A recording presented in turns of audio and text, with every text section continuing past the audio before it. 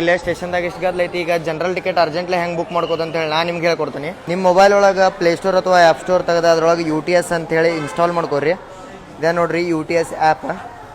UTS app open ಮಾಡಿದ ಹುಡ್ಕ ನಿಮ್ಗೆ login ಕೇಳುತ್ತೆ. ನೀವು ಮೊದಲ ರಿಜಿಸ್ಟರ್ ಇದ್ರೆ ನಿಮ್ಗೆ ಗೊತ್ತಿರುತ್ತೆ ಬುಕ್ ಮಾಡಿದೆ. ರಿಜಿಸ್ಟರ್ ಇಲ್ಲ ಅಂದ್ರೆ ಮೊಬೈಲ್ ನಂಬರ ಎಲ್ಲ ನೇಮ್ಗೆ ಹಾಕಿ ಲಾಗಿನ್ ಮಾಡ್ಕೊ. ಇದ್ರೊಳಗೆ 3 ಥರ ಟಿಕೆಟ್ ಬುಕ್ ಮಾಡ್ಕೋಬೋದು ರೀ. ಅಂದ್ರೆ ಟ್ರೈನ್ ಜರ್ನಿ ಟಿಕೆಟ್, ಒಂದು ಪ್ಲಾಟ್ಫಾರ್ಮ್ ಟಿಕೆಟ್, ಒಂದು ಬಿಟ್ಟು ಸೀಸನ್ ಟಿಕೆಟ್. ಸೀಸನ್ ಅಂದ್ರೆ ಮಂತ್ಲಿ ಟಿಕೆಟ್.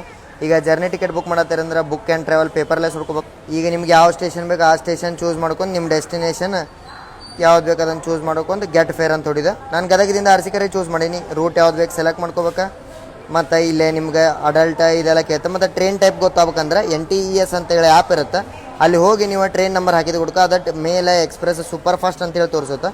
ಈಗ ನೋಡಿರಿ ನನಗೆ ಮೇಲ್ ಎಕ್ಸ್ಪ್ರೆಸ್ ಟಿಕೆಟ್ ಬೇಕಾ, ಬುಕ್ ಟಿಕೆಟ್ ಟ್ರೈನ್ ಸೆಲೆಕ್ಟ್ ಮಾಡಿದಾದ್ಮೇಲೆ ಬುಕ್ ಟಿಕೆಟ್ ಅಂತ ಹೊಡೆದ ನಿಮ್ಗೆ ಯಾವ ಪೇಮೆಂಟ್ ಗೇಟ್ವೇ ಬೇಕಲ್ಲ ಆ ಪೇಮೆಂಟ್ ಗೇಟ್ವೇ ಯೂಸ್ ಮಾಡಿ ನೀವು ಪೇಮೆಂಟ್ ಮಾಡಿ ನಿಮ್ಮ ಟಿಕೆಟ್ ಬುಕ್ ಮಾಡ್ಕೋಬೋದು. ಈ ಟಿಕೆಟ್ ನೀವು ರೈಲ್ವೆ ಸ್ಟೇಷನ್ದಾಗ ಕುಂತು ಬುಕ್ ಮಾಡ್ಕೊಳಕ್ಕೆ ಆಗಂಗಿಲ್ಲ ರೀ. ರೈಲ್ವೆ ಸ್ಟೇಷನ್ ಹೊರಗೆ 5 ರಿಂದ 10 ಮೀಟರ್ ದೂರ ಇರಬೇಕಾಗತ್ತೆ.